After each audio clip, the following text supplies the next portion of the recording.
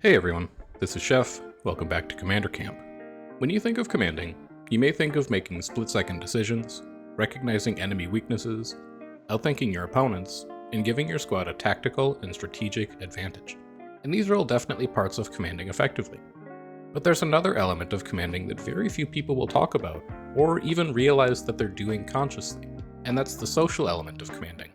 Keeping your squad entertained, having fun, and focused up, while preventing people, including yourself, from getting too negative after tough losses, is just as important as some of the more mechanical elements of commanding, like playing your profession effectively. In this video, we're going to dive into those social aspects of being a commander. But as is the case for most things we talk about in these commanding videos, every group is different, and the strategies that I talk about here may not work for your own group. So for this video, I've enlisted some help from Rall and Hells, two commanders for the guild Celestial Omen. I'm Rall. I'm the guild leader of CO. We are currently on Moorless Pass, and I've been playing the game since 2012. Hi, I'm Hells. I am Rall's right-hand man. We're currently on BP, and I've been playing since 2014.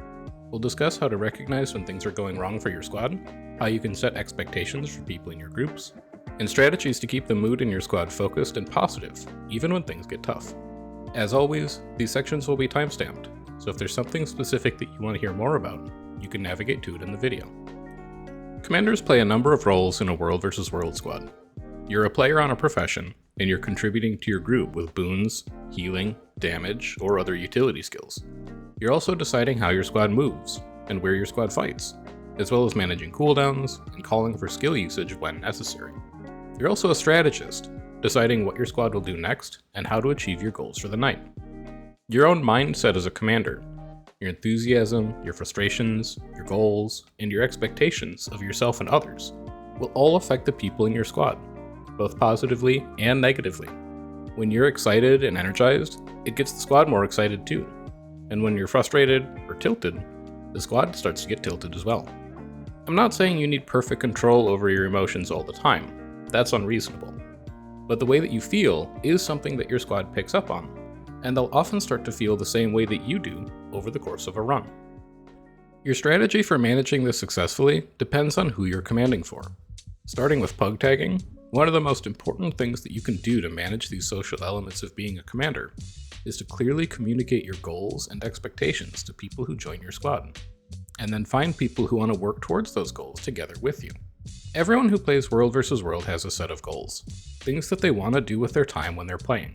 As a new commander trying to build a core of players, or even start a guild, players who follow you will have a better idea of whether your squads are something that's worth spending their time on, if you're able to clearly tell them what your own expectations are as a commander, such as whether it be on comms, what builds to run, what times you play, and what type of content in the game you want to pursue.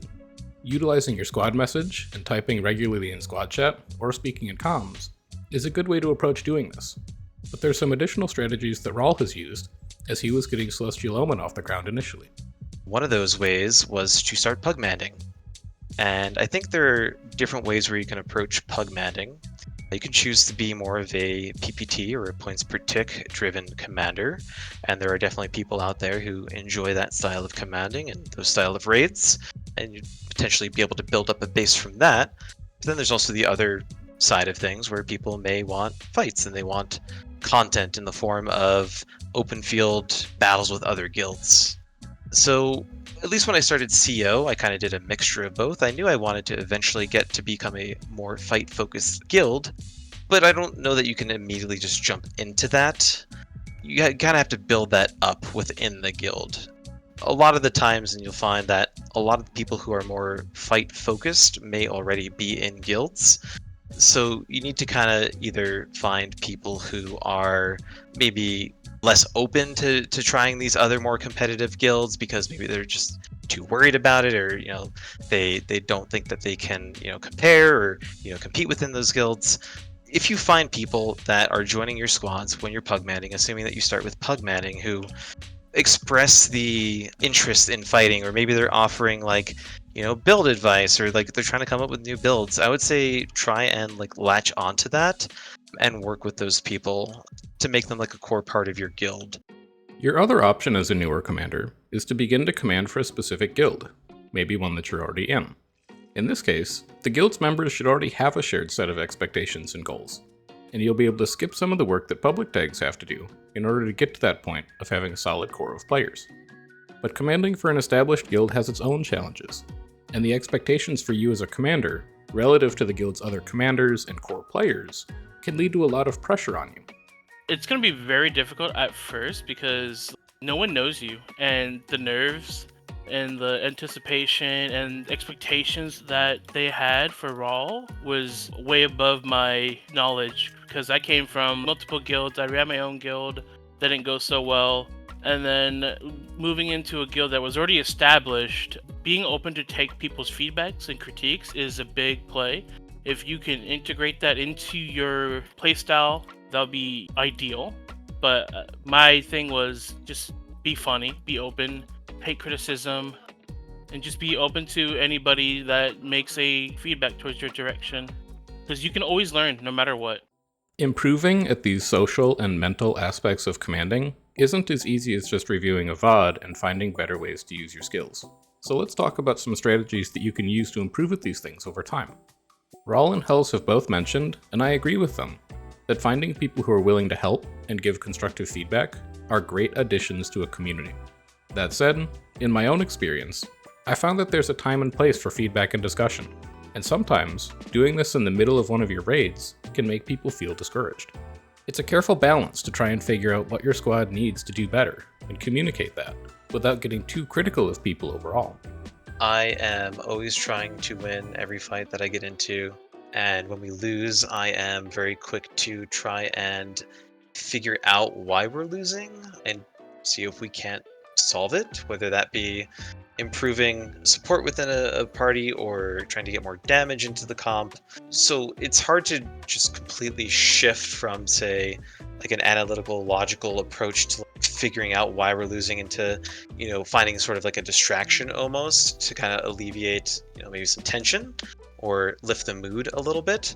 So some things that I might do to lift the mood is I like to joke around. I like to goof around a little bit. For example, one of the things that we did tonight was we built a ballista to, kind of snipe someone that I knew on the other server, basically, and kind of have a little bit of fun with that. We built a random trebuchet to have a treb war with whoever was in the fire keep that was firing their trebuchet at us. So I try and just completely take the focus away from the fight sometimes as well, or the fights that we are having. Because if we just sit there and we just, hard focus on the fight, especially if it's a tough night where we're losing a lot, then people are going to stay down. They're going to stay maybe demoralized. They might be less enthused or interested in going back out there and trying again. So I think switching topics is pretty helpful, whether that be flipping a tower or building random siege to goof around with, or just doing whatever you find fun. Anything like that is helpful. Second, try and figure out the limits of your group and work towards finding a middle ground between how you want to play and how your squad wants to play. For example, one of the strategies that I use when I'm commanding for new groups is to play as aggressively as I would with my primary guild, Knights of the Temple, and then gradually command more and more carefully and passively until I find the point where the group is comfortable with how quickly I'm moving and when I expect people to dodge and spike. And if you find that you're losing too many fights and people are getting discouraged, you can change the scenery up a bit. Go attack a different side of the map, or go to a different map entirely, and let people get some of their energy back and tell some jokes before trying again. The same goes for you as a commander as well. If you feel like you don't have the ability to beat a group that's in front of you, or siege a keep that's well defended, your squad will be able to tell, and you can always choose to do something else if your current plans aren't working. Third, make sure you're separating constructive criticism from destructive criticism. There's no advice shortage from World vs. World players, especially in team chat and map chat, but not all advice is worth following or even engaging with.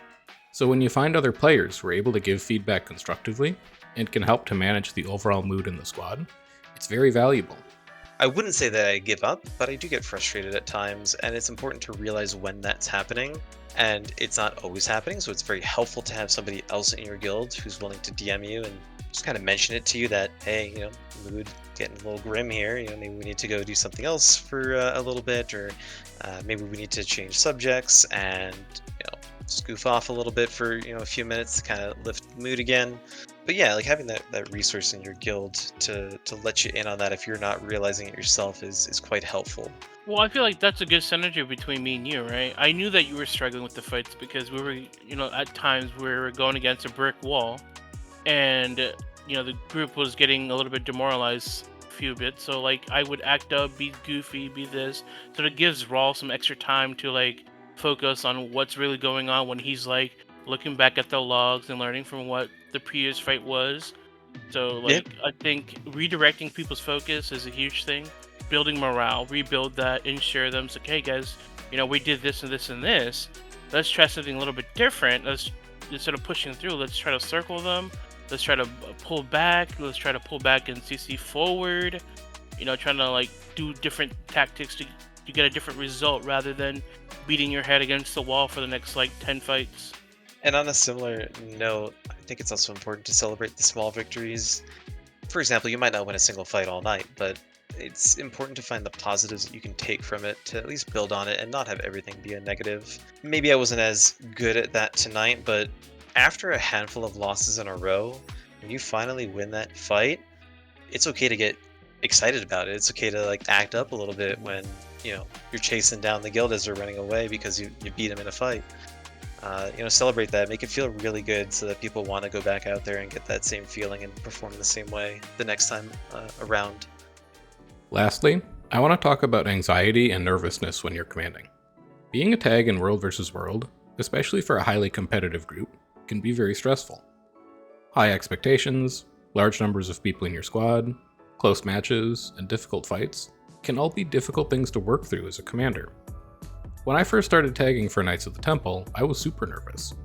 And while I knew that I liked commanding, and I definitely wanted to keep doing it, that nervousness took almost a whole year to go away completely. That won't be everyone's experience with commanding. Some people just enjoy it from the start. But it was mine, and it's possible that it'll be yours as well. It's up to you to decide whether the fun and enjoyment that you get from commanding outweighs any potential anxiety that you feel, and makes it something that you're interested in doing in the future. The mechanical elements of commanding, your build, your squad comp, and your overall playstyle, are the most obvious elements of being a commander. But the mental elements, keeping people focused, positive, and engaged, are just as important to your overall success. I've said it on this series since episode 1. You're a successful commander if people in your squads have fun. And I think the things that Rall and Hells have talked about in this video with me are some of the most effective ways to make sure that other players want to join your squads in the future. But these are just our opinions and things that have worked for us in the squads that we run. So part of your own process of learning to command is finding styles that work for you and the groups that you play with. At any rate, if you enjoyed this video and you want to see more like it, consider subscribing to the channel and liking the video.